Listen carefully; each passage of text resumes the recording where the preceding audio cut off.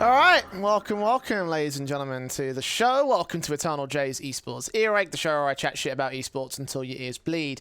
At least that's the tagline I'm coming up with. Not sure whether I roll with that, but yes, welcome back. A second live stream, hopefully with enough people to watch that justifies me continuing doing this.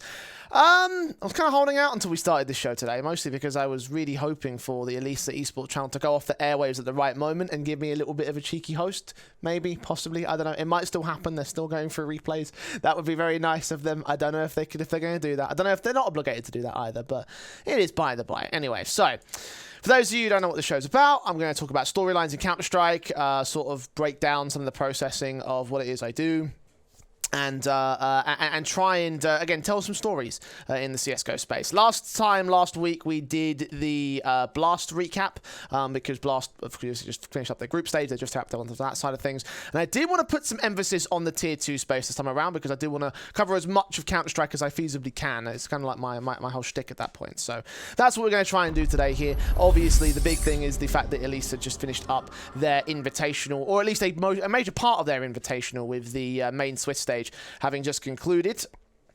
Of course, you can see how the results of that Swiss stage did end up from here. As you can see, the top 8 teams of Eternal Fire, Savage, Dignitas, and Tropic Sprout, AGF, Ecstatic, and Harvu, and those bottom 8 teams are Fnatic, Rising, LFO, Finest, 777, AGO, Blink, Enterprise, and Lin Vision.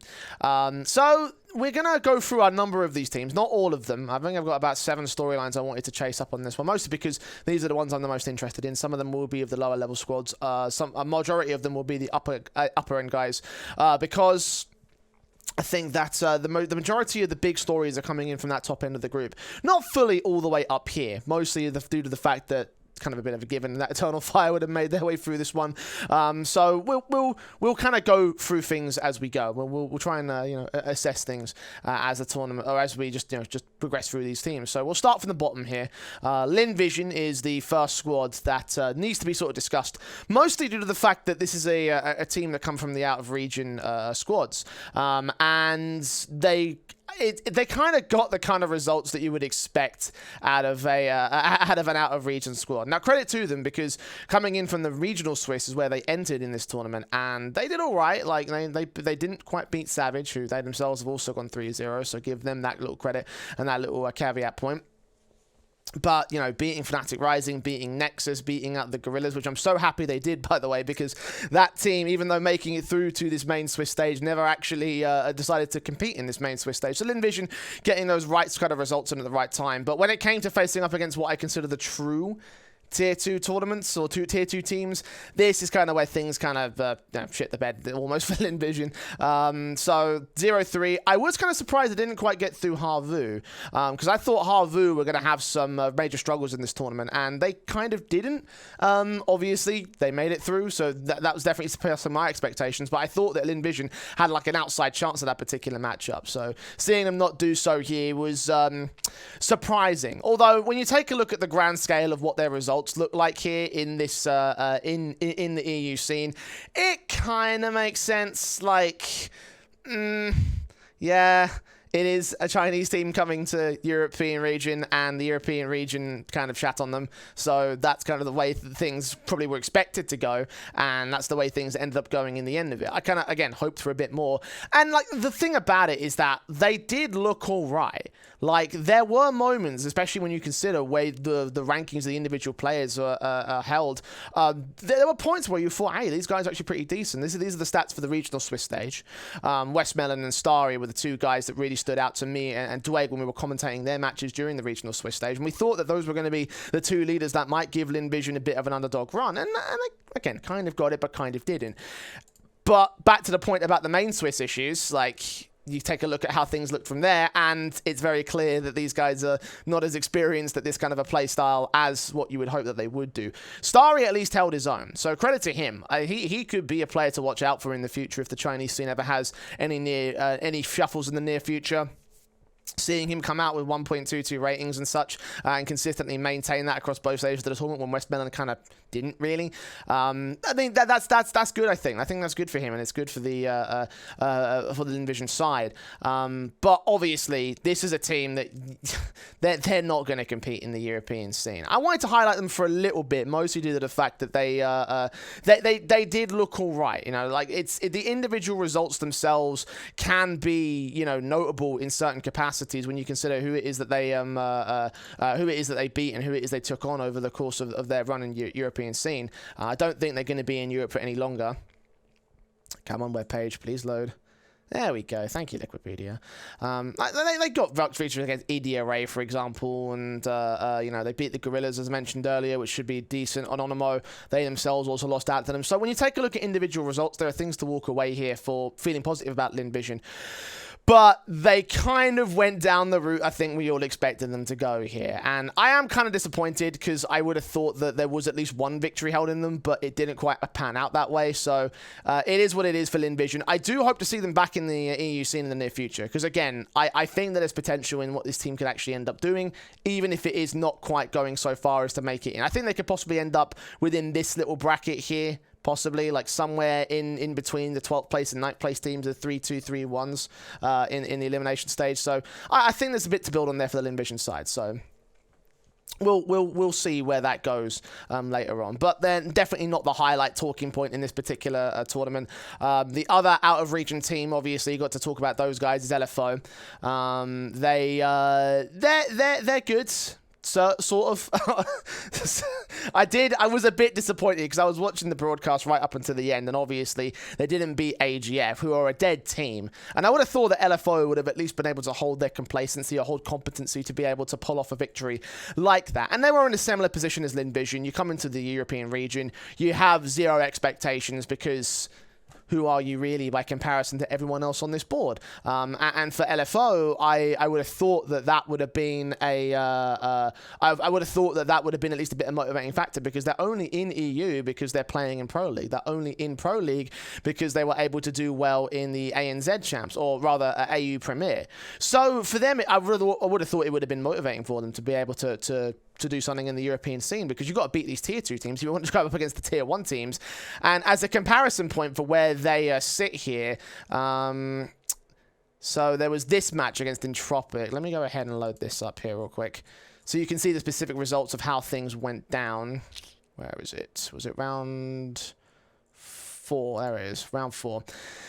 They got 16 zeros, and I use this as a comparison point because when you take a look at their group in Pro League, we're going to be seeing some more potential 16 zeros just off the back of Entropic being there. And then you've got to consider G2, NIP, Fnatic, and Mouse Sports.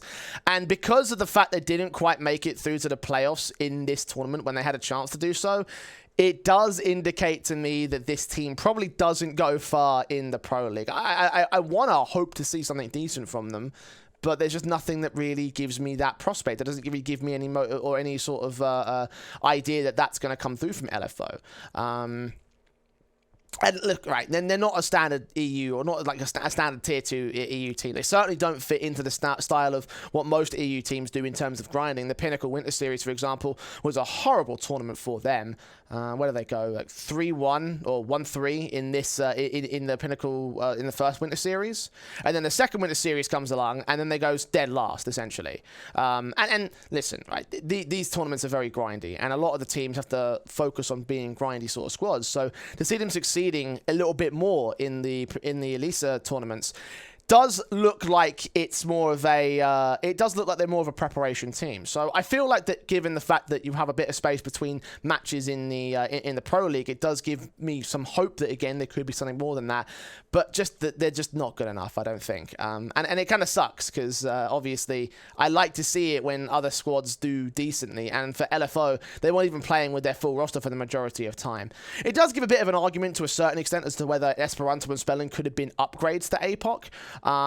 Especially when you consider that it was under these two players that they were able to get these wins on the board in Harvu and in AGO, as awful as AGO and Harvu have ended up looking as of late. in spite of that, you would have given you possibly could have taken a look at that and seen how the results panned out from there on out, including the AGF series especially.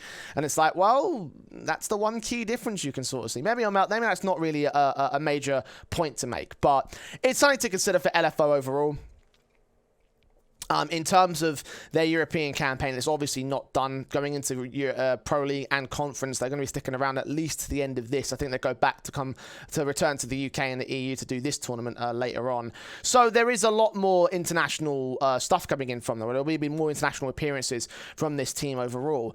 I just don't think they're going to go that far in them.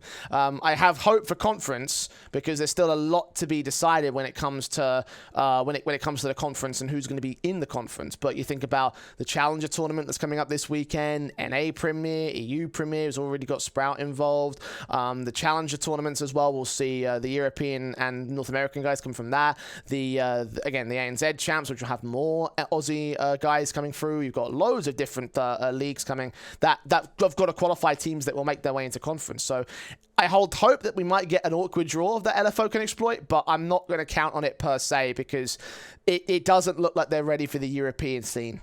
It just doesn't feel like that's the case right now. So development is definitely on the table for the Aussies, and we'll give them that particular bit of credit because that's what it's all about coming to the European space.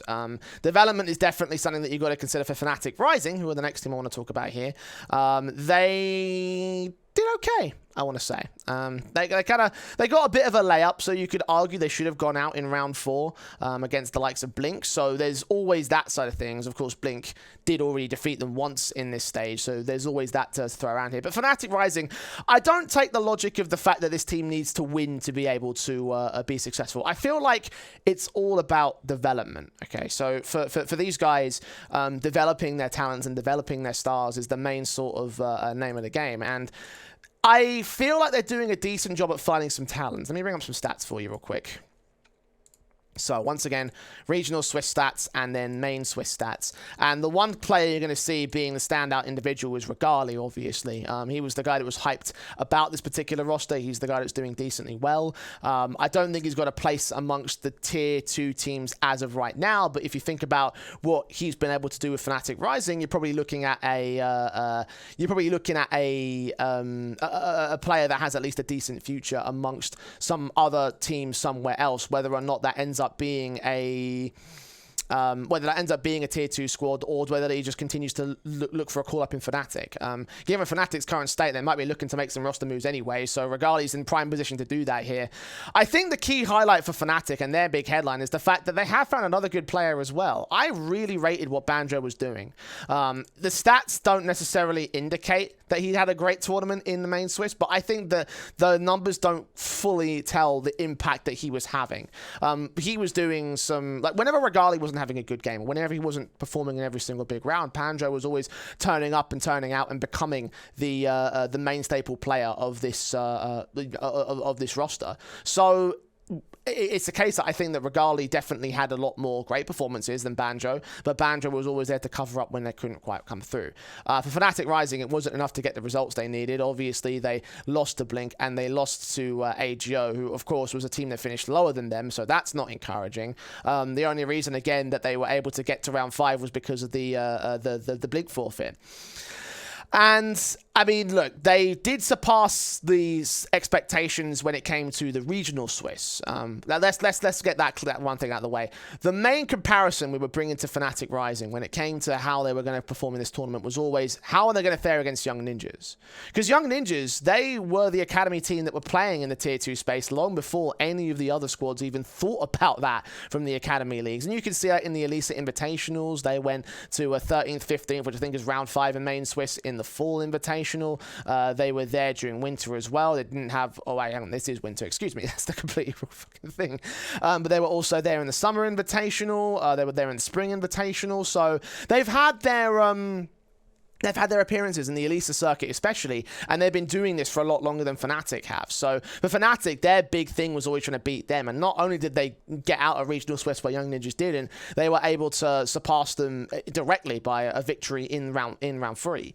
So Fnatic have always, well, at least for now, they've been able to find like an advantage in which they could utilize, and it felt to me like this team were going to do at least some decent damage in the main sweats, and they kind of did.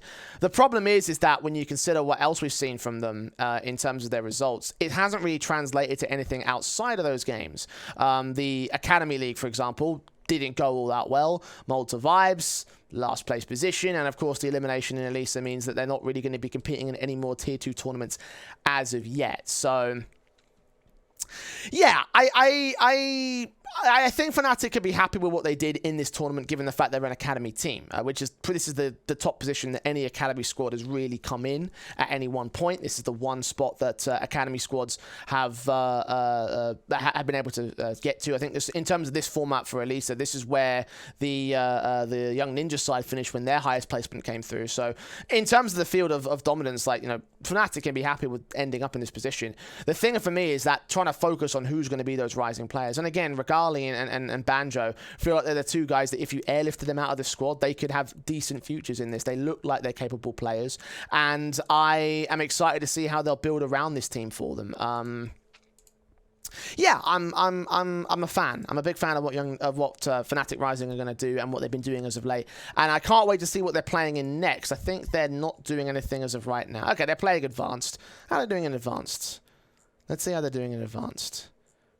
Where are they in Advanced? 2-1. Okay, well, only a couple of matches played in the first couple of weeks, so fair enough. There's always that. I never know. They could make it into Premier, or Challenger, which would be very interesting to see how that plays out. But, you know, we'll see. We'll see. For Fnatic Rising, I feel like another good tournament run could really solidify themselves in the tier 2 space, and especially if they can surpass the likes of Young Ninjas, especially, that would be pretty fantastic for them. So, from a Swedish core to a dead team, AGF. I want to talk about these guys real quick, because they're going to be moving into the playoffs here. I'm kind of shocked, actually, with this last result against LFO. I honestly thought LFO were going to do far better than what they ended up doing against AGF. Maybe not so much in terms of their tournament run, and we'll get to more about LFO later on in the show. But for AGF, like, this is definitely, like, a big performance, and for them, I kind of feel like it's good to contextualize this squad by looking at their previous results before Elisa, because the one thing you'll notice here is there really is not a lot of anything good, really. Like, there's just not. There just is not. There's nothing good. No really significant placements in a B tier tournament. They have the Dust 2 DK League, which is something. It's the national Danish league, which they seem to do okay in. But even then, 6th place in a C tier Danish league. It does set the bar pretty low for what AGF could have accomplished with this older roster. And, like, coming into this tournament, you would never have expected that they would have done anything of any sort of value just on the basis of how their history had gone down. So the fact they're in the playoffs itself is just ridiculous. And the reason for that, I mean, well, the team's dead. Like, this is the core of what we're going to be seeing from this roster, or what we've seen from this roster thus far. And they're not even on the active squad list. It was... When was it? When did they opt to make the changes? It was in December.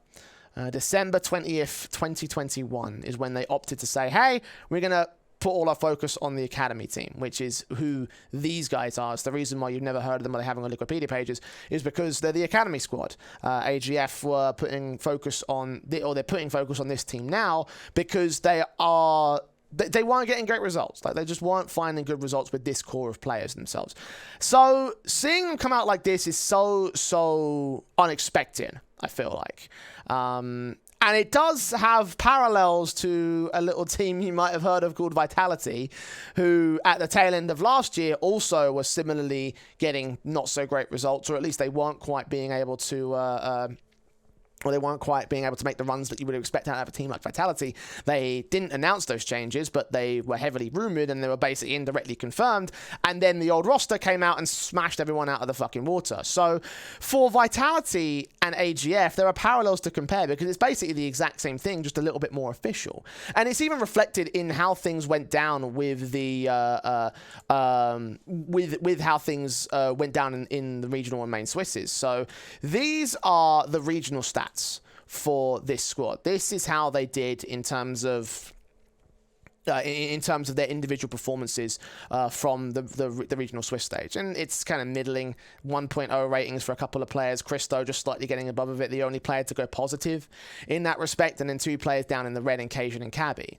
And then you compare that to what they were able to close out the main Swiss with, and it's just a stark difference. I don't understand how this happens every time. I can imagine that there's a reason for it, like in the sense that you look at this squad and you look at these players and you think that they're trying to reevaluate and reestablish their futures, because they've also confirmed they're not really going to be sticking together either. So all these guys are going to be on the free agency market.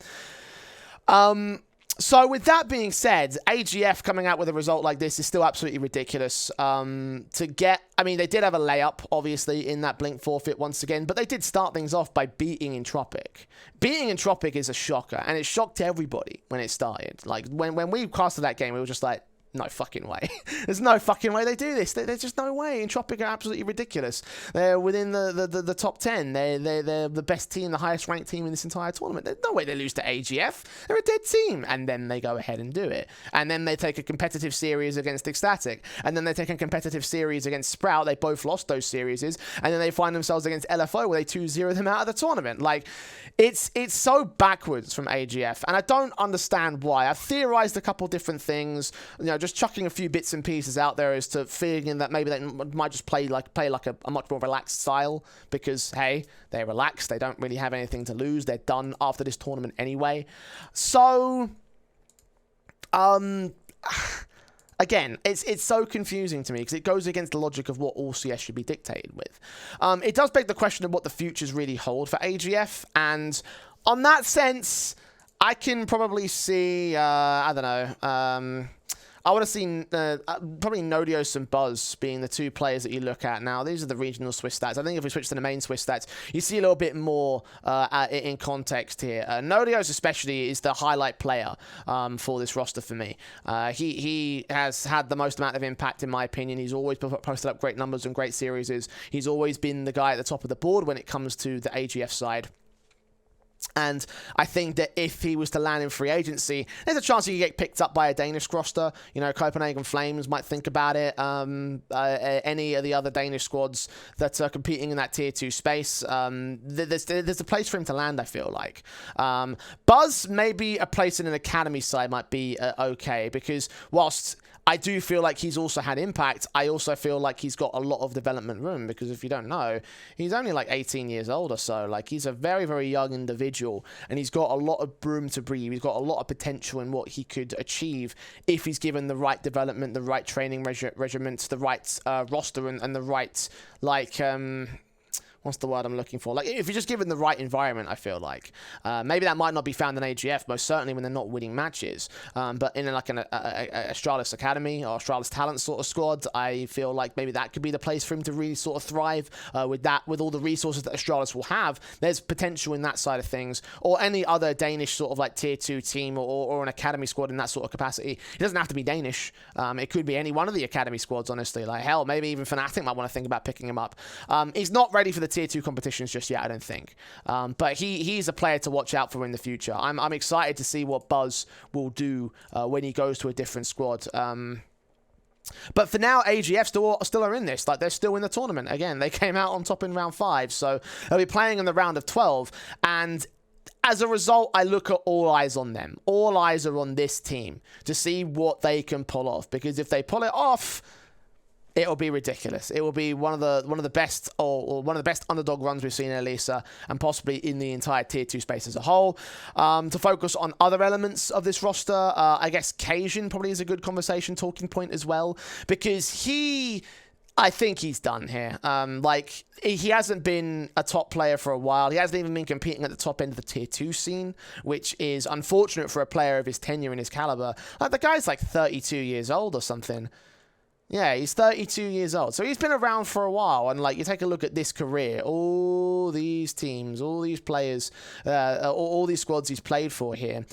This is a storied history, and he's had, you know, he's had performances at majors. He's had many tier 1 wins over the course of his career. So and across many different noble rosters like Dignitas, TSM, and North, for example. So you look at Cajun B and what he's done in his career right now, and I feel like retirement probably is the right path for him. You look at the latest chapter in his career, especially with this AGF side, like, this was supposed to be his, like, leadership project. He was supposed to, not IGL, I don't think, but certainly come in as the veteran of a brand new unit of young players, bring them up, make them decent, and let them have fruitful careers. Sort of be the next Hunden without the drama and the bullshit, you know, of the Danish scene. And Cajun B was in prime position to do that with AGF, but the results didn't come. The matches weren't that great. I don't think that the style was really working for AGF, and as a result, this roster, when it does come apart, when it does go away after the Elisa Invitational, I don't think anyone's going to trust him to do the same thing again. Maybe in a coaching capacity, that could be something. But in terms of in-server performances, I mean, the numbers speak for themselves here. Cajun was, especially in the regional Swiss, was among the lower players when it came to the rankings of the overall team. So I think his playing days might just be numbered, or if they probably are numbered right now. I think that his playing days might be over at this stage. If he finds himself in another team, it will be even lower than AGF. I don't see him breaking his way into a tier 2 squad again. And again, it's a bit of a sucky situation, because you look at that and you think that obviously his career would peter out in that sense. But I don't think it's that bad. Again, he'll land himself in a senior role somewhere, somehow. Yeah, Christo, I think, was the standout player for this squad. I can see a bright future for him, and that's the main thing to take away from the AGF side. Hi, Dex, by the way. Hi, Nubage, by the way. I didn't actually look at the chat earlier, so thanks for tuning into the stream. Welcome to the show. That's AGF for you. Still looking out for them. I'm sure there'll be an update in a future live stream to talk about these guys again soon, because there is a lot more to come from these guys. So from one Danish team to another, Ecstatic were also in the exact same position as AGF were, and this should not have happened at all. 2021 was amazing for Ecstatic. It really was. It was an amazing showing from a team that probably shouldn't have done as much as they should have done. Like, they were Lyngby Vikings, for those of you who don't know, and they were just popping off ridiculously. Like, it started off with, like, Shadow League, which isn't a major thing at all, but it was that sort of spark of brilliance where it felt like, okay, this could come together. This could be a decent team. And then it just went on and on and on, and they kept getting top 4s, first place, second place, especially to the tail end of the year. Like, I haven't seen this much silver and gold from a tier 2 team ever. It was a total of 12 top 4 placements, 8 grand finals, and 3 championships between all of these. Between the B tiers, of course, not C tier doesn't count, so this Pelajat doesn't make sense. But, like, of the tier 2 squads, of the tier 2 tournaments, the notable cups like Multi Vibes, Fun Spark, blah blah blah blah, that really is the meat and potatoes of what Ecstatic could do at the end of last year. And then you take a look at the beginning of this year, and things started off pretty good at Fun Spark Cultsy. They of course made it in as part of the European circuit and alongside K23. And they didn't do that bad. They got top 4. The only team they lost to was Entropic twice. They beat Complexity. They beat K23, who have since gone on to win their own title and gone on to be a good team again in the CIS space. And Ecstatic beat them. They did it pretty comfortably as well, 16-6 on one map. So for Ecstatic, like, things were looking up all from the word go. It felt like a Fun Spot was going to be a brilliant springboard for them to have a great year. And then Lot of Vibes happens, and it didn't quite go so well because K23 got their revenge in the round of 8. Now, both teams were invited to the round of 16, so they didn't have to go through the gambit of all these shit matches.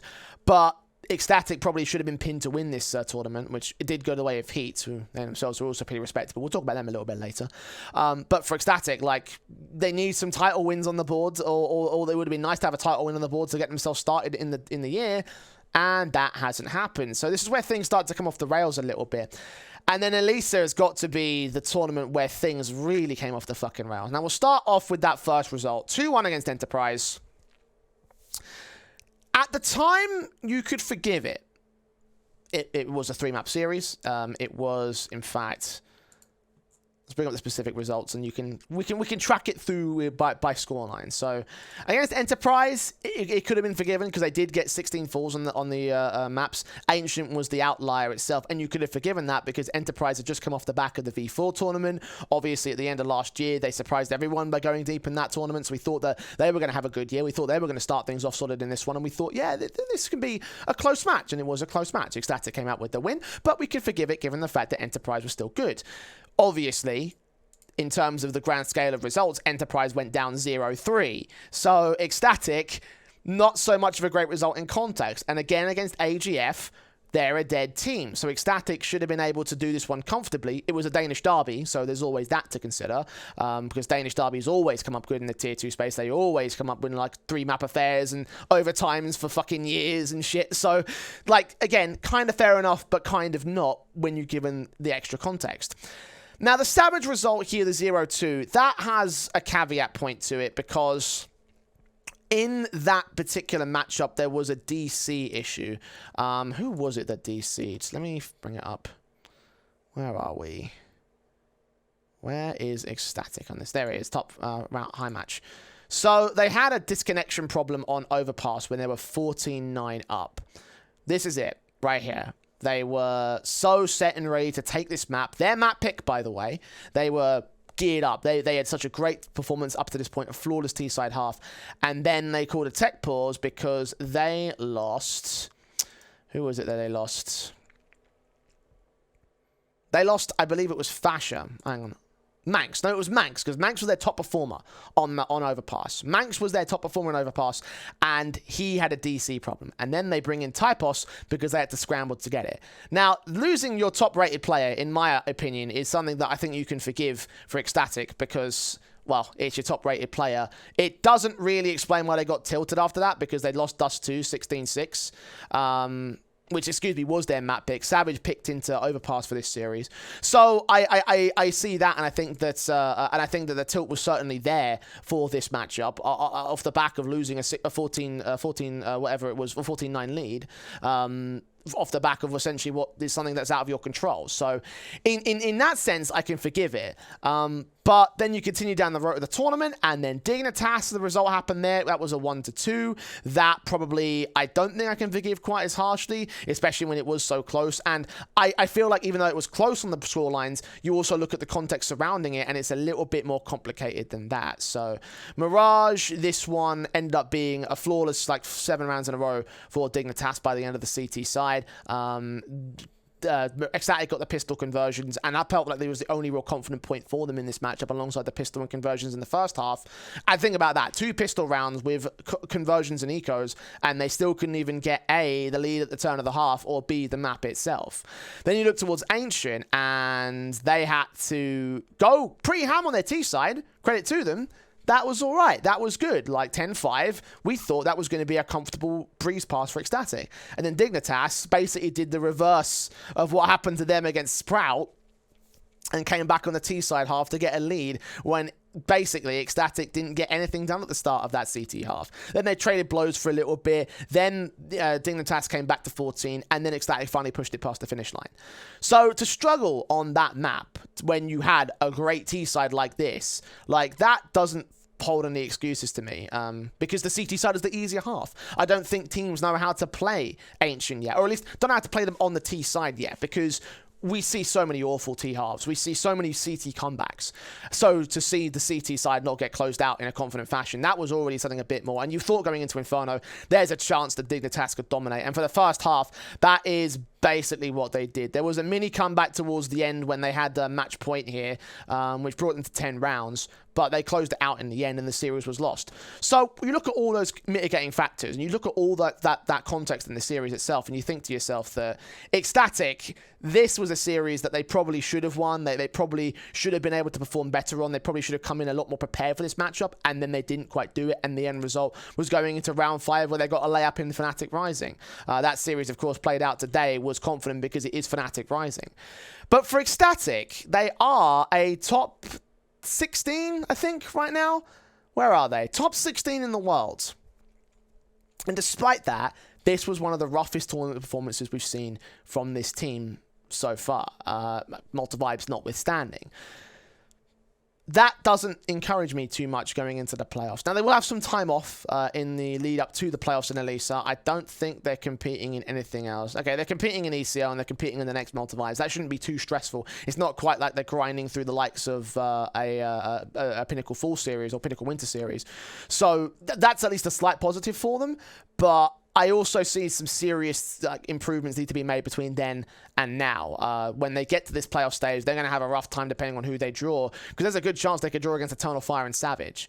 And Savage has already proven that they can beat them in 2-0 fashion. Yes, caveats notwithstanding. Eternal Fire, I think they have a really good chance at at least taking them the distance. Ecstatic themselves, they got to do better than this. They got to do much better than this if they want to get my confidence back. If it was poor form in one tournament, I'd give them that respect. I'd give them, again, a little bit of a pass on it. But it's combining it with the multi-vibes result, and it's combining it with contrasting it rather with the incredible end to the year they had at the end of 2021. And I think to myself, this team should have done better. This team should have been up here in a 3-0 fashion. And it just didn't quite hold itself together in that respect. So, Ecstatic, a lot of work to do for me. I'm going to be watching them quite intently in all their games, especially when it comes to ECL. I think their ECL group starts next week. This might be a bit of a moment to prove themselves here. Group C, February 22nd. Okay, so actually it starts after Katowice, so they're going to have some. They're going to have a bit of breathing room in that sense to, again, just try and buckle down and figure themselves out, because they're really going to need to figure something out soon. Right, that's Ecstatic. Some concerns there. We'll see whether they can resolve those later. A team that did, however, impress me was Sprout. Now, Sprout came into this year down an all-important player because they lost Farthen. We talked about that with Big in the last episode about how good of a player pickup he's been, or he can be for them. And for Sprout, obviously, it's a move they don't really want to take, but it's one that's been forced upon them. I imagine there was some sort of buyout there as a business. If you can sell a player and if you can get them, if you can get a decent price for them, then that is the right business move to make. You can't hold it against them for that. But obviously, for the squad, it leaves a big hole that needs to be filled. And as well as that, Kai's trial ran out. They didn't quite like playing with him, so they let him just go literally right after Farthen left himself. So they had 2 spots to fill. So who do they bring in? Stare and Marix. I wouldn't blame you if you didn't know who these guys were prior to the Sprout side. Stare was competing with QBF, the Danish QBF, and then ex-QBF, and then Oppa Gaming, who didn't really do much, honestly. They didn't really have any sort of basis to work from before coming into Sprout. So that was that kind of... It wasn't really like... Yeah, you wouldn't really consider him to be like a top player or someone you would expect to see in a tier 2 team. And then there's Marix, who has been around the town a little bit to his credit. AYB, Diffuse Kits, Lowland Lions.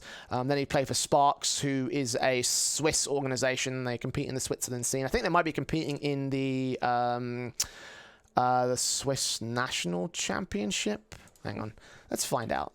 Hold on, I can do this a little bit better. Hold on. See, I don't even have to go through the tab. I can just pick up Pro League. Find it through the conference. Where is the Swiss League? Where is the Swiss League? Is it not on this conference? Okay, we'll go to the next season then, because that's how that's how prepared I am, boys. Where are we?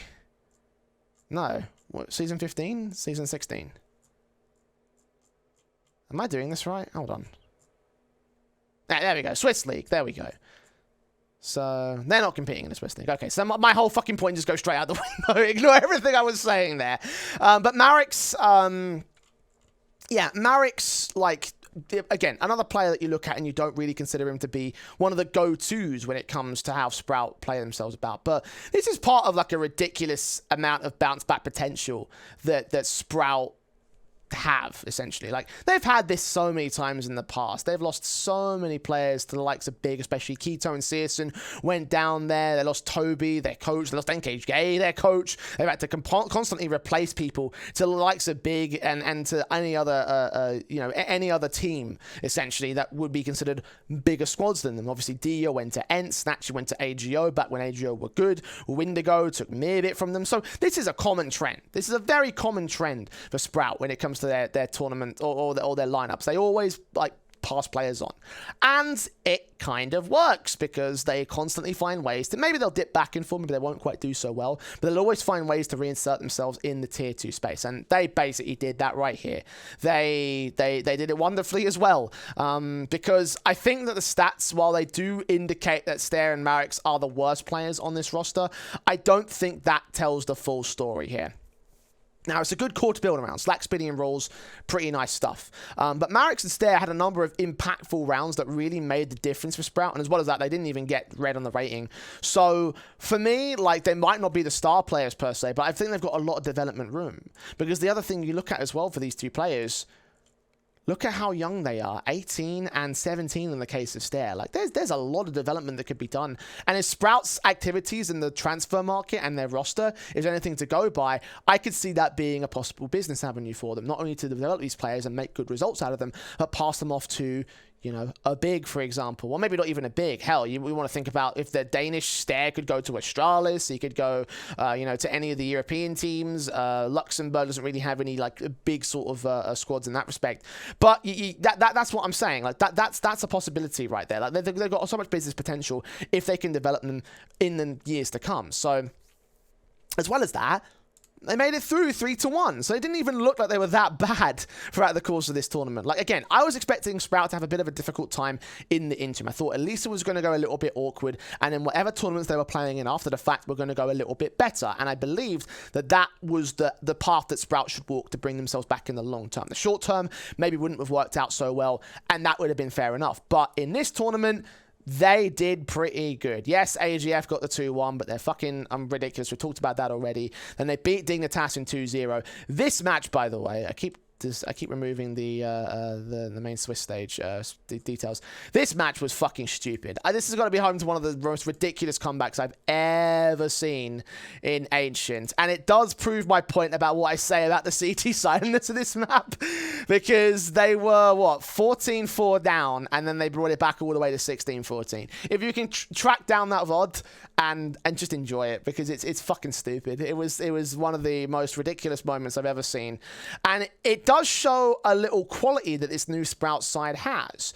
The tenacity and the ability to bounce back, not just in terms of their long-term game as a roster, but also when they're back to press the ball against themselves in these games. Because in a number of these matches, if I just go through and pick one out, Finest, did they have any close games? Not against them. They might have had one against Eternal Fire. They must have done, because it is Eternal Fire we're talking about here.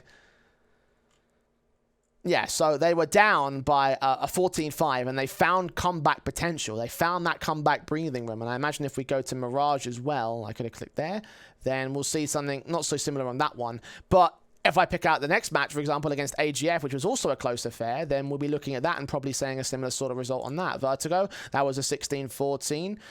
Okay, they were ahead in that particular result. Ancients, again, come back on the CT side, could be considered for the likes of the map itself. And then towards the end of the series itself, they were down on the scoreline, and they found the CT side on overpass. They brought it back. So every time they're in a disadvantaged position, Sprout always find a way to do some magical stuff. And that, I think, could characterize this team pretty well when it comes to the tier 2 scene. I will say that it will not help them when it comes to this, or this. These three tournaments are going to be struggles for them. And look, it's always a case of struggling for them when it comes to the tier 1 teams, tier 1 tournaments, because they're a tier 2 team. And that can be given. That can be a given. That can be something that you could just, like, you know, you could let rest on their own laurels because of the fact that they're a you know, they're a team that shouldn't be competing or at least succeeding at that kind of level. So for them to appear at these tournaments is a miracle in and of itself. Katowice, they shouldn't even have been there. They were a replacement invite, if memory serves me correctly. Yeah, because they replaced Tyloo, who couldn't make it. So that's the miracle in and of its own right. To get to the Pro League, were they in replacement invite for there? I don't think they were. Yeah, they came through from conference. So that's, again, just Sprout are doing everything they can to keep themselves within that periphery of the tier 1 space. And for them to have this kind of playstyle, it doesn't mean that they're going to go far in those tournaments. I wouldn't even consider them like underdogs or anything like that. They will be, or they'll try, rather, dark horses. They'll be major underdogs in virtually every match they play. Maybe against some of the lesser known squads, they could take some heads here and there. But it's all about development for this side. And in terms of the tier 2 cups, this is a really great result for them. I cannot wait to see what they'll do in the playoffs. The objective will be trying to mobilize that potential they have when their backs are against the wall and developing Stair and Marix. And I think that they honestly could do things, could do that, because they've done it so many times in the past, and they've had some incredible, incredible lineups that have done some incredible things. So I'm looking forward to see how well that will go for Sprout. And I'm looking forward to the future for Eternal Fire, because it still has a long way to go before I'm really convinced about this squad. And that's probably going to get me some hate. I'm not going to lie. I think that they've got a high amount of potential. But I always have to contextualize things with where they're at in terms of their results. Now, the Republic result from last year was the one which put them on the map. This tournament, they probably shouldn't have gone that far in. I remember actually we were sat down doing the broadcast for this particular tournament because, you know, we're bossed like that. And we did this game here against Virtus Pro. Eternal Fire versus VP. We said Eternal Fire are a top 50 team in the world versus VP, who are within the top rankings of the tier 1 space. And we didn't believe that they were going to take the victory because of it. And they ended up doing it. Not only did they do that, they went towards the grand finals. They beat Ecstatic, they beat Entropic, they went 3 maps against Fnatic. So that was the thing that showed me the most, that they have the potential to be a very good squad within the tier 2 space, maybe borderline tier 1, if they can refine it, because it's also marred by a lot of inconsistency since that point. Quite bad inconsistency as well. Malta Vibes, this one was a round 1 entry, and this shows what I'm talking about. Like, they come up against Martin, easy game. Coalesce, easy game, even though I love Coalesce. Against Dignitas, 2-0. Lost out like that, easy. Pinnacle Winter Series. This one, I think they entered into the main Swiss stage, which they got 3-2 on, and they're losing to teams like Unique and Gamer Legion. It's like, well, what the fuck? When you're beating out Virtus Pro and Ecstatic and Entropic and going close against Fnatic, and then you're like, what is this? What is this? And look, they got 2 good wins against One Win and Blink, so there's always that to also consider. But they had to get through round 5 by getting a layup against Tricked, who Tricked are not even that good of a team at the moment. Who are they?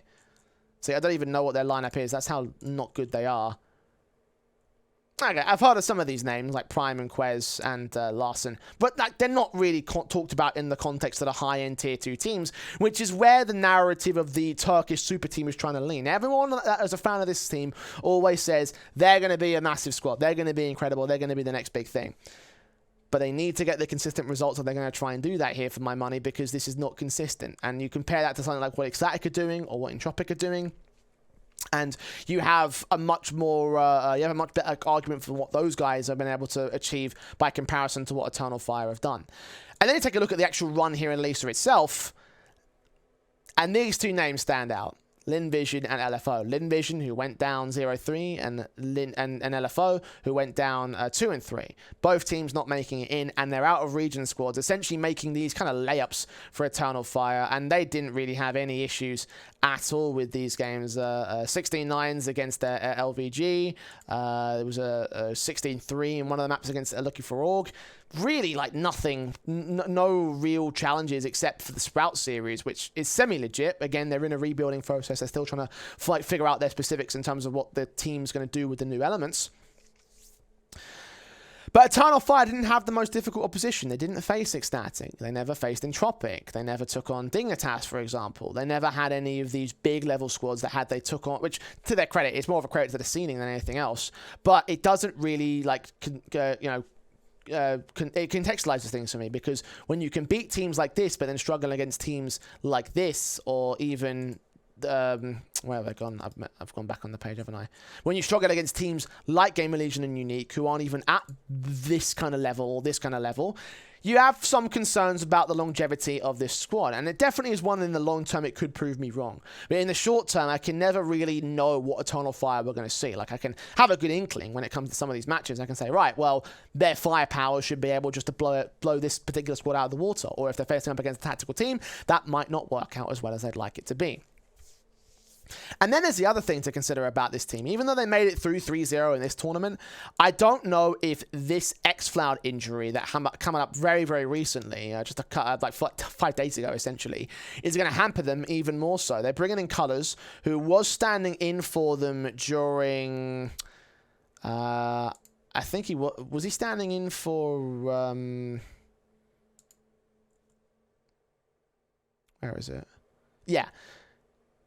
So, okay, so he was initially being replaced by Dougie Versus, but eventually they had Colors standing in his place because Dougie was not really doing all that great. So for Eternal Fire, bringing up this academy player, whilst it could lead to good things in terms of development, it does mean that it sets them back because xCloud, he wasn't the best player on the roster. Like, he was okay, but I don't think that I don't think the Colors did all that amazing.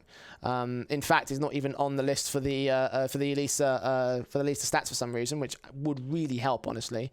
I wonder actually if I can go back and find him on the players list. Whoops. Let's see. Can I find Colors? Oh, where is he? Why is he not there? That's curious. Okay, well, I guess I just can't show you what your stats are like. That's fair enough. Okay, we'll roll with that. But the bottom line is that it's still a downgrade against xCloud, who has some experience in playing with other European teams, Gorillas most famously, and obviously being a part of this roster, who's still having impact. He's still doing okay. It's just not like it's the biggest thing in the world. So, yeah, like, it's one of those things where in the long term I wonder where it's going to go for Eternal Fire, because they've earned a place amongst the top 30 so far, but I think that this inconsistency could hamper that. And in terms of their performances in higher tier tournaments, like, we've already seen them try and go to Pro League via conference, and that didn't also go that well for them. Where did they end up? Here against LDLC. Now, I'm not going to lie, I would have had Eternal Fire beating LDLC. Just because of the sheer amount of firepower they have on that roster, the amount of talent they have in this Turkish team. Like, this should be a match that Eternal Fire wins. But LDLC beat them, and that's where the intelligence of players will come down to. On one side, the stomp on Vertigo. So, like, you look at that, and you see where just off the back of that immediately, where the weaknesses from Eternal Fire can come from. So, I watch with keen eyes, because this Swiss stage does look good for them. I don't know if the playoffs will look good for them. I don't know if they're going to keep it together when it comes to the next stage of the tournament. They're also playing in ESCA Advanced. This is another thing as well, by the way. ESCA Advanced, best of ones, so there's that caveat to apply. A fuckload of teams. But then you take a look at the table, and it's like, well, let me know when you see where these guys are. Let me know when you see where where Eternal Fire are at. Like, we're down to 58th now. A couple of teams that haven't played yet. Still nothing. Down Enterprise are down here at 0-1. Still no Eternal Fire. No Eternal. Oh, there they are. 0-3 in Advanced. Yeah, like there are brilliant moments. Hello, Hensa. Thank you for the sub. Appreciate that. That freaked the fuck out of me. I'm not gonna lie. Appreciate that, brother. Thank you for joining the earache. Yeah, you gave me an earache. You gave me a heart attack more so than anything else. Glad you're enjoying the show, brother.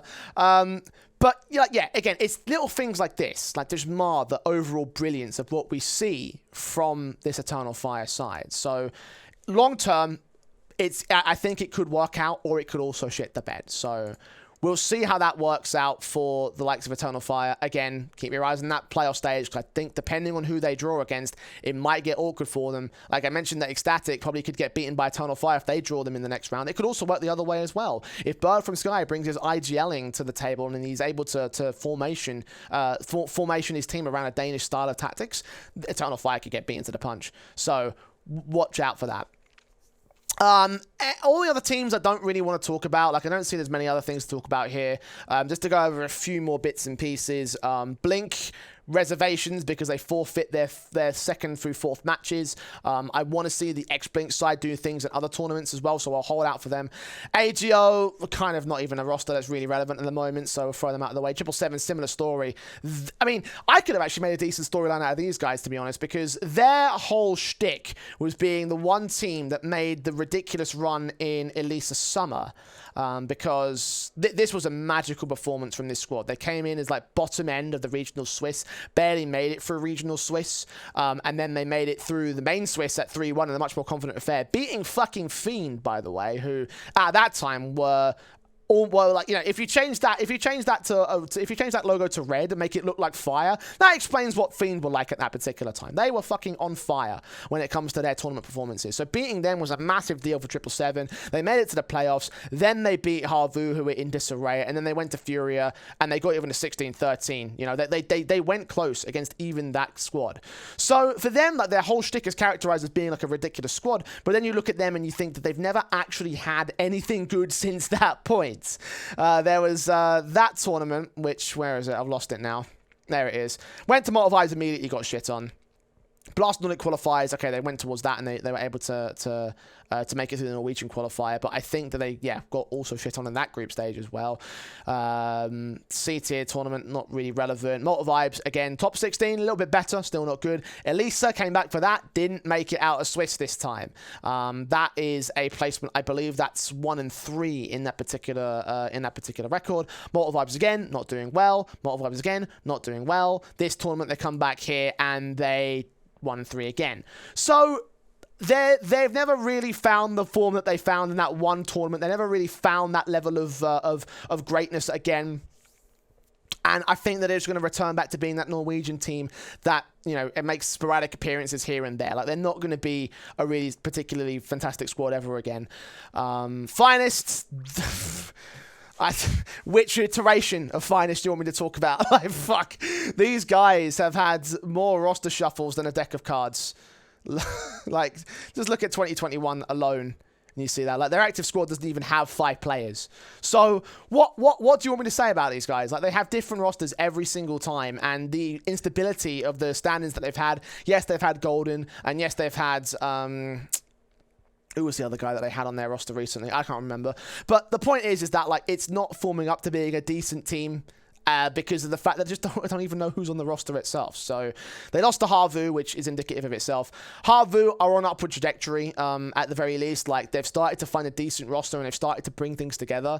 I think that their ranking is on the up. Let me see if I can actually track them down. Hold on. Bear with me 1 second. Okay, they're still... Okay, the ranking's not on the up just yet, but we are seeing them find decent results. And comparing this to where they were in the regional Swiss, where they were in roster hell and they weren't even fielding a full roster. Like, they had guys like Zori who went away. Yemi was their star player who was in and out and in and out and in and out again. They couldn't find a stable fifth and such. Like, things have come together for the Harvu side at least, but they still don't look like the team that made their way up to number 14 in the world. So, I mean, that's just its own thing for Finest in their own right. Harvu, at least, is a positive for them. Entropic are Entropic, so there's not really much to say about those guys. They're doing fantastic. Dignitas, I'm going to save them for a little bit later on. And for Savage, I didn't want to talk about them because I haven't got a Wikipedia page that collates all the results we've seen from these guys, so we'll leave them until another day for now. So that basically concludes the Elisa Invitational, or at least for now it concludes the Elisa Invitational. That's the main Swiss stage out of the way. Hello Xeno, good to see you, man. We're doing pretty fantastic this Thursday evening. It's fucking cold though, which is why you can see I'm wearing a hoodie and a beanie hat.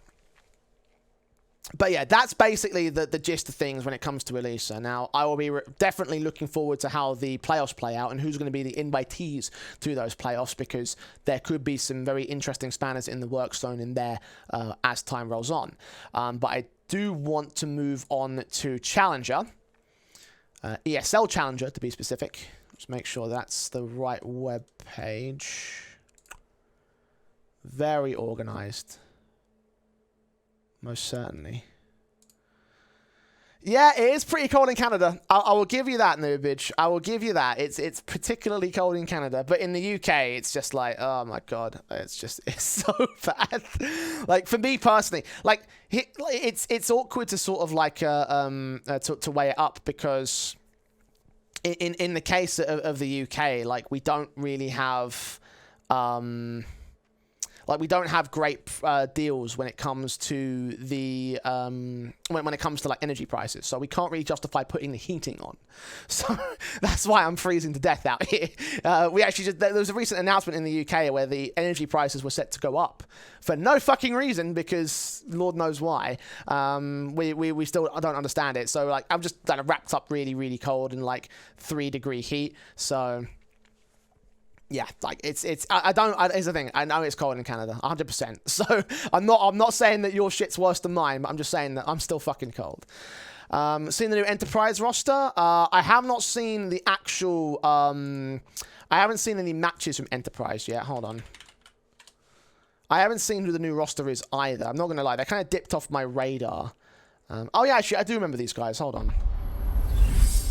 So the big thing about Enterprise was the new pickup of Neo, and if I recall correctly, actually, because they went out in Elisa in last place of the Swiss stage. I talked about them briefly, and I don't remember Neo being particularly good.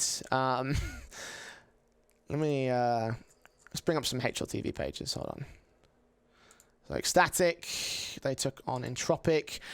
To their credit, they did have a bit of an awkward draw, so they did take on like two of the big players in the Swiss stage, in the main Swiss stage. So that can be considered. I guess 777 will probably be the best example of what you can look at for him. But even in this matchup here against the Norwegians, like Neo didn't do all that amazing. So Dweg and I weren't very impressed about him. I will admit I've not seen many of the other tournaments that Enterprise have been playing in, so I might as well have a look, see what else we've got. Let's take a look at the stats. I like this view better. Matches. Beating Endpoint, beating Savage. Okay, that's not too bad. Avangar. Who's Avangar? Who have they got? Enzo, Finnegan, KDO, Folsom. Okay, so no one really special.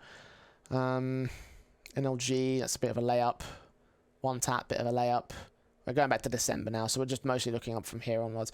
I mean, look, these two matches look like they're pretty good. Let's have a look.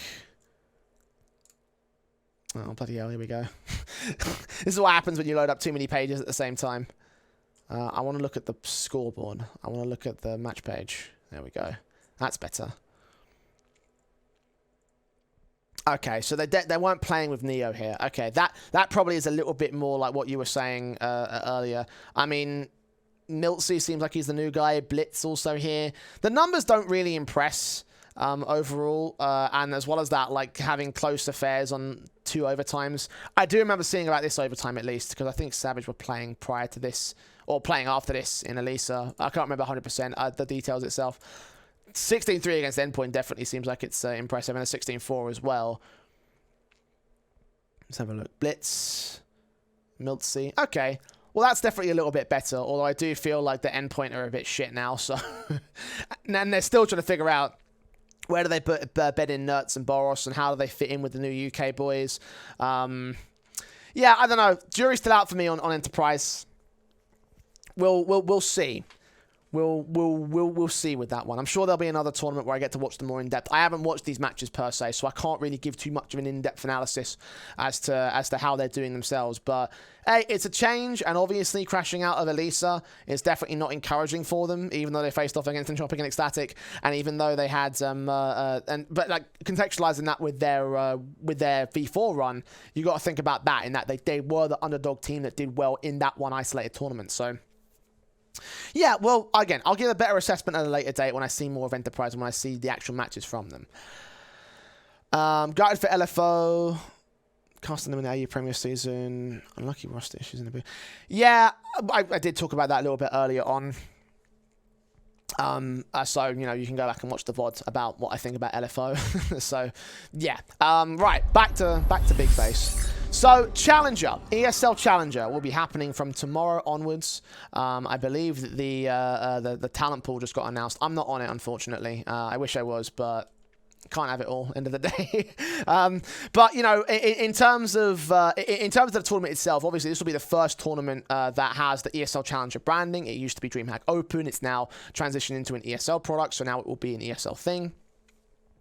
And I guess it's a nice little like milestone to set us up for the baseline challenger level of the ESL Pro Tour. So good thing to talk about things going into this tournament, because obviously with the new system in place is a qualification spot for EPL Conference. So for everyone involved, you want to be looking at this one and understanding that there's a lot on the line for them, because they have to bolster themselves and get ready for what will be a difficult tournament. So we've got Furia, VP, Movistar Riders, Dignitas, Heat, Complexity, 9Z, and Order as the 8 teams that are playing in this tournament. Now, for a number of these rosters, this is going to be their primary method of qualification for EPL Conference. Dignitas, for example, their big thing is that they don't play in ESCA, they don't have a national championship, so they don't really have any pathway into the Pro League. So for them, I mean, they are competing in a number of big tournaments like the Elisa, Thunderpick, Pinnacle, and they're doing well in these tournaments as well. Like, their results do indicate they probably have at least a decent crack at doing some damage in a tournament like an EPL Conference, like, you know, top 16 in Republic League. We've got top 4 placements in Malta Vibes and FunSpark playoffs. Pinnacle Winter went to the playoffs there as well. Like, there's a lot that Dignitas have done so far, even if they are veterans and even if they are possibly, like, some of those players are past their prime. So for them, it's vitally important to be able to make a decent run here, because this is going to be their only chance to qualify.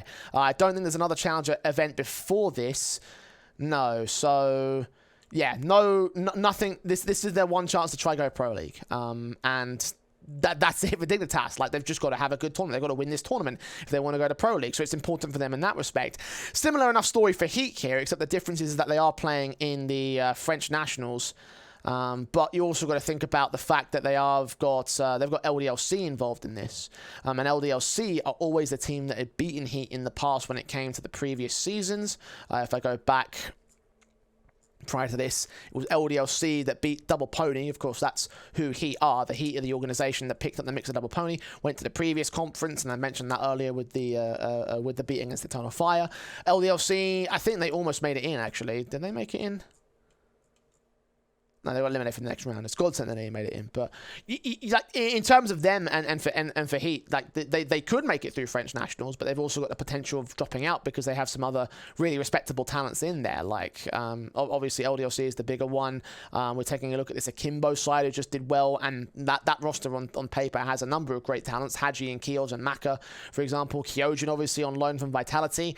He didn't quite make his run in the top end of the scene, but he could still do some damage on the French scene. So there's a lot in terms of what the Heat have got to get through in order to get through this particular tournament and make it to conference. So this is like their second lifeline, and depending on how things play out, it could be a better example. I mean, only one loss will do it for them in terms of French, in terms of the French scene. So that's one thing as well. 9Z are another great example of this, because they used to have a national championship in the South American scene. They don't have it anymore. Let me bring up the previous results. Where are they? It's not on here. No, that's a fucking problem, isn't it? Hang on, let me... I have a shortcut. I have a shortcut. Pick that. National Championships. And the discontinued one has the Brazilian Premier League. Now, the Brazilian Premier League did also feature teams from the South American region. Obviously, Uruguayan players in the 9Z squad as well. So we're looking at like the only real path for these guys being this tournament again. So same thing with Dignitas. And as a result, bit of a difficult task for them to make it through the Pro League, but this is going to be their one matchup, their one tournament which they could do some decent damage in. Hey, Brucey. Good to see you, brother. I'm not sold on the new coal lineup. I'll come to them in a minute, actually.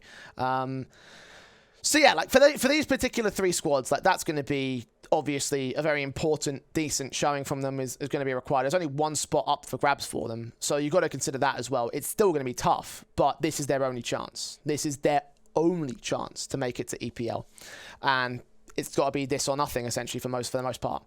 The main thing I think people are going to be focusing on are these main staple rosters, Furia and VP especially.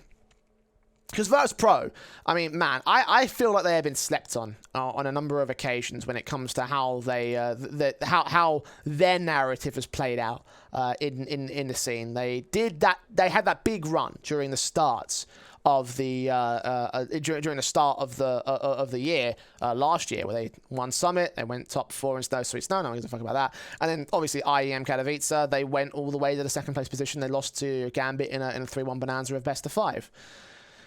Wow, all the thick squad are fucking turning up in my chat. Jesus Christ. Just gonna fucking raid it with everyone at this point. Like, why not? But yeah, like, ever since then, they haven't really found a similar result. Epic League doesn't count because that was a shit show.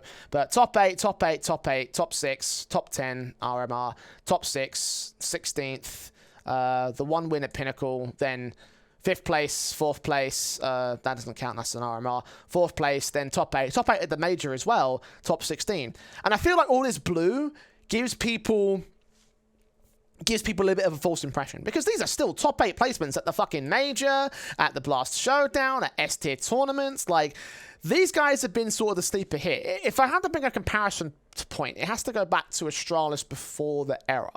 For those of you who don't remember, actually, I can probably bring this up, hold on.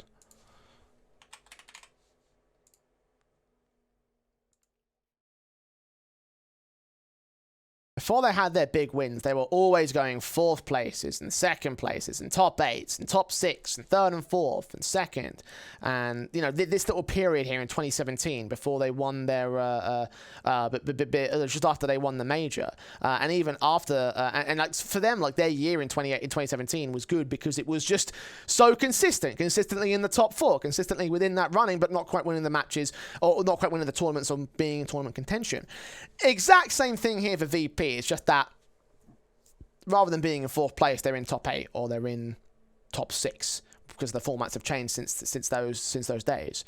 And I think that as a result, they're probably favourites in this tournament. Like, they're coming in with the highest firepower. They're coming in this one with the highest potential. Obviously, they've done well at the S-tier tournament, so coming into this kind of a tournament, it should be pretty easy enough. For the sake of a little bit more conversation, we do have to consider the fact that they are on a roster change. Flit came in for this own right, and they're trying to replace Sanji. They're trying to bring him out to into a bit of a better position, and it has kind of bedded into a certain extent. I'm still not certain whether or not it's a good idea, and I think that this tournament might end up proving it. Now Winter, like it looks good on paper because it's a top 4 placement, but it's within the remit of what VP will do. It's within that context of what they'll do. A good placement, but not 2nd place, not a championship victory. And I think if VP want to make changes, they're trying to look to push even further than that. It's either a case of top 4 and nothing less from now on, or go so far as to win every tournament, or at least challenge for most of those tournaments. And I don't think that that's going to be enough to really do that per se. It's a bit of an awkward situation because whilst they have been the sleeper hits and they have been slept on, the key context is what they've been able to achieve in the past. And if they're not aiming for this, right here, then really what is the point for VP? And again, like, it does still put them as the favourites in this tournament. I think they're probably going to win. My early prediction is VP take this tournament and go to the Pro League. Not like it was going to be an issue in terms of going to Pro League in the first place, because they're going to probably get invited to Pro League via the world ranking stage. I think they're already in the Pro League because of world rankings. Let's have a look. Yep. So it won't be a major problem for them. So pressure is off, but at the same time, any losses, especially if they go out in an early stage in this tournament, it's going to be harmful, I think, to their, you know, reputation and what they do in terms of the scene itself. Which is prime picking for Furia, because Furia are probably their big main challengers. And similar sort of storylines to that side. They've just recently made a roster move. Safe has come in from Pain, wasn't it? Yeah, Pain. So for Furia, like, they've got a bit of unpredictability around them, given the fact that we don't really know what he's like. He's had one tournament with them, technically one series with them. In fact, I actually have the stats here. Hold on. One tournament with them, which really didn't go that well. Yeah, I mean, to be fair, it was a bit of a shit show for every player on that lineup. In that one match, in that one invitee, because they were invited directly to the top 8. And they lost to Wisla Krakow, which is kind of a shock, honestly. I wouldn't have thought that would have been the case at all, but here we are. And because of these numbers, I don't know if you can take these at face value, given the fact it was one series, and it felt like a really poor series at that. Like, fuck me, 16-6 and 16-8. If that's indicative of what's going to go down here in this tournament, then Furia have no fucking chance. But by all logic, they should be the main competitors to Virtus Pro. So they've got to buck up their ideas, because I still think there's a possibility they could win this. I still think there's an opportunity in which the Furia side could come alive like they have done before, because this is a roster of players that have always done pretty decently. That they were competing in Pro League last season, and they were doing pretty good in that.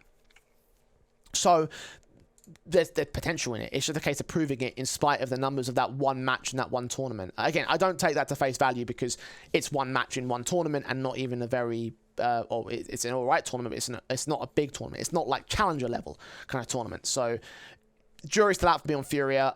We'll see where they go with that. And jury's definitely still out for me for Complexity. Obviously, Nubis, you were mentioning earlier that you're not sold on a new Cole lineup. I'm not sold on them either. We talked about them a little bit during the Blast episode last week, because, like, just look. Just look what they've done. Fuck all, basically. And look, for the players themselves, they have been thrown in the deep end. Like, big time thrown in the deep end with this, because they're coming into Complexity. They're probably making a lot more money than they were before, so I guess they do get the bag. But for the sake of the players and their careers, like, I'm kind of looking at their position, and I'm thinking to myself that they probably were, especially in the case of these two, thrown into the deep end of this one. Floppy, Grim, and Junior should be the guys that are carrying things, and you're looking at them to be the guys to come out on top and sort of carry Complexity out of an NA qualifier. I think they qualified as part of Extra Salt, didn't they? So they lost 2 players in OC and Marquee, so we're not looking at the same lineup itself by comparison to their team that made their way through the online qualifier. So for Complexity, like, there's still, again, some roster changes, similar things going down, very similar to what we were talking about with the storylines of the Blast teams, and they haven't shown anything as of right now. It has been 2 tournaments, and it has been online. I think this one is also online, right? Yeah. So this one's going to be online the same. And I'm hoping that at least might give a bit of comfortability, but we're not counting on it because we've already seen two online tournaments. And same thing applies for them as well to go to Pro League, because I don't think they're a partner team. Are they a partner team? Oh, they are a partner team. Okay, well, ignore that then. That doesn't even matter. So, yeah, Complexity have a lot to prove, to say the least, and the jury's definitely out for these guys. So what they do in this tournament is going to be a curious little ask for me. I'll be watching intently as to what they're going to pull off on this one, because it is not going to be easy. It's not going to be easy at all. There are going to be some struggles for this squad. They've got some very staunch opponents. Maybe they could beat an Order very easily, but as soon as they meet, even 9Z probably give them a run for their money. Heat probably beat them. Dig probably beat them. Movistar probably beat them. VP probably beat them. Actually, VP and Furia definitely beat them, honestly. Unless they do something massive. And maybe they've been working on a playbook. Maybe they've been doing something behind the scenes that makes things decent. But I don't see it yet. And I don't think a lot of people do see it. So, yeah, Complexity. It is what it is. Yeah, I don't even know what you say about the team anymore. Like, we'll assess things after the tournament, and we'll get a chance to talk about things in a bit more of a brighter capacity, hopefully, for the sake of Complexity. To run down the other squads, Order, Aussie team, just seeing they could do something in EU like LFO were doing. It's a very, very similar storyline. Don't need to go into too much details on that. Movistar Riders as well. I mean, you could argue a similar scenario to Heat in the sense that they've got that EPL conference spot that they can gain from the Spanish Championship. I think in terms of competing their international status against VP Inferior, or trying to retain their international status against VP Inferior, and that like is going to be the big important thing, because they also went to the major, they also got international, they've also done things on the international space. So, like, they're not quite at this caliber, but they certainly will be looking to try and at least beat this caliber. And that pretty much comes up to summarize everything with this, with ESL Challenger. Definitely a tournament that will be nice to set up things for the likes of Katowice, because a couple of teams are playing in Katowice. And it's just a nice like warm-up event, I think, as well, that sets things up for the Pro Tour, because Pro Tour is going to be impressive. It's going to be exciting. I'm looking forward to how Pro League is going to play out, or how Pro Tour is going to play out when it comes to the lead up to Cologne, especially. This tournament is part of the Cologne run, not to the Katowice run. Katowice has already been decided. So, yeah, like just a lot to look forward to, I think, in terms of the weekend and in terms of the next couple of weeks as well. So keep your eyes on what's going down, because I'm excited, and I just want to see what the Tier 2 teams can do. And that's the Tier 2 episode basically completed at this point. I don't think there's anything else I wanted to talk about, per se. I don't know if anyone else wants me to talk about anything, per se. I'll just throw that out there, and maybe, I don't know, we can keep going for a little bit. We have been streaming for about an hour and a half, which is definitely more than I'm used to talking about or talking for in a row. Usually there's a lot of breaks between that point, but yeah, it's a good place to wrap it up, I think. There you go. That's EternalJay's Esports Earache, the second episode. I think we're getting a bit more refined as to what this shit's supposed to be about. So hopefully we'll come back even stronger next time. The next episode probably will be on Monday when we finish up Challenger and look to preview Katowice. So we'll come back and do some content around that shit. But till that point, I've been the EternalJay. Thanks for watching and for listening. Thanks for subbing if you subbed or followed, or anything else that has anything to do with my Twitch channel. You can catch the VOD on this on YouTube. I will upload the VOD for this episode. The first one was a bit shit, so I didn't really want to do so. But the second one, this one will go up on YouTube for certain. I promise you, okay? Hand on heart, I will upload it. But that's it for me for now. I'm off for the weekend, so I'm going to go ahead and eat dinner and enjoy some CS. Until that point, until I see you again, take care and have a good one.